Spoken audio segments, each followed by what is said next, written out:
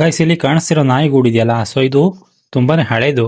ಅವರು ಇದನ್ನ ತಗೊಂಡ್ ಬಂದು ಇದನ್ನ ಸ್ವಲ್ಪ ರೆಡಿ ಮಾಡ್ಕೊಡಿ ಅಂತ ಹೇಳಿದಾಗ ನಾನು ಆ ನಾಯಿಗೂಡು ಇದ್ದ ಅವಸ್ಥೆ ನೋಡ್ಕೊಂಡು ಇದು ಸುಮ್ಮನೆ ಎಂತಕ್ಕೆ ರೆಡಿ ಮಾಡಿಸ್ತೀರಾ, ಹೊಸದೇ ಮಾಡಿಸ್ಬೋದಲ್ಲ ಅಂತ ಹೇಳಿದೆ. ಸೊ ಅವರಿಗೆ ಹೊಸದಾಗಿ ಮಾಡ್ಸೋಕ್ಕೇನು ಸಮಸ್ಯೆ ಇರಲಿಲ್ಲ, ಆದ್ರೆ ಅವರು ಅದೇ ನಾಯಿಗೂಡೇ ಬೇಕು ನಮಗೆ, ಅದನ್ನೇ ರಿಸ್ಟೋರ್ ಮಾಡ್ಕೊಡಿ ಅಂತ ಹೇಳಿದ್ರು. ಸೊ ಹಂಗಾಗಿ ಅದನ್ನೆಲ್ಲ ಸ್ವಲ್ಪ ರಿಪೇರಿ ಮಾಡಿ ತುಂಬಾನೇ ಮೇಲ್ಗಡೆ ತನಕ ರಸ್ಟ್ ಹಿಡಿದಿತ್ತು. ಸೊ ಅದನ್ನೆಲ್ಲ ಕಟ್ ಮಾಡಿ ಬೇರೆ ಪೀಸ್ ಹಾಕಿ ಡೋರ್ ಎಲ್ಲ ಬೇರೆನೆ ಸೆಟ್ಟಿಂಗ್ ಎಲ್ಲ ಮಾಡಿ ಅಂತೂ ಫೈನಲ್ ಆಗಿ ಕೆಳಗಡೆ ಬೇಸ್ ಅಷ್ಟು ಟೋಟಲ್ ಬೇಸ್ ಅನ್ನೇ ಚೇಂಜ್ ಮಾಡಿ ಬೇರೆ ಹಾಕೊಟ್ಟಿದ್ದೀನಿ. ಸೊ ಇನ್ನು ವೀಲ್ ಫಿಟ್ ಮಾಡಬೇಕು ಅಂತ ಹೇಳಿದ್ರು. ಸೊ ಹಂಗಾಗಿ ಈ ಗೂಡ್ಗೆ ಒಂದು ವೀಲ್ ಫಿಟ್ ಮಾಡೋಣ ಅಂತ ವೀಲ್ನ ತಗೊಂಡ್ ಬಂದಿದ್ದೀನಿ. ಸೊ ಯೂಶಲಿ ವೀಲ್ ಫಿಟ್ ಮಾಡಿದ್ರೆ ಆ ಕಡೆ ಈ ಕಡೆ ಕ್ಯಾರಿ ಮಾಡೋದಕ್ಕೆ ತುಂಬಾನೇ ಹೆಲ್ಪ್ ಆಗುತ್ತೆ.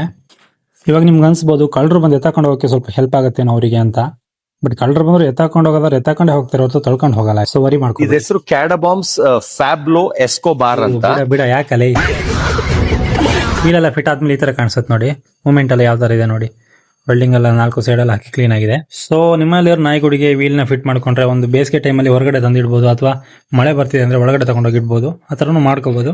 ಗೈಸ್ ಸಿಗೋಣ ನೆಕ್ಸ್ಟ್ ವಿಡಿಯೋದಲ್ಲಿ. ಮಿಸ್ಟರ್ ಲೆಫ್ಟಿ ಯೂಟ್ಯೂಬ್ ಚಾನಲ್ಗೆ ಸಬ್ಸ್ಕ್ರೈಬ್ ಮಾಡ್ಕೊಳ್ಳಿ ಗೈಸ್. Thank you.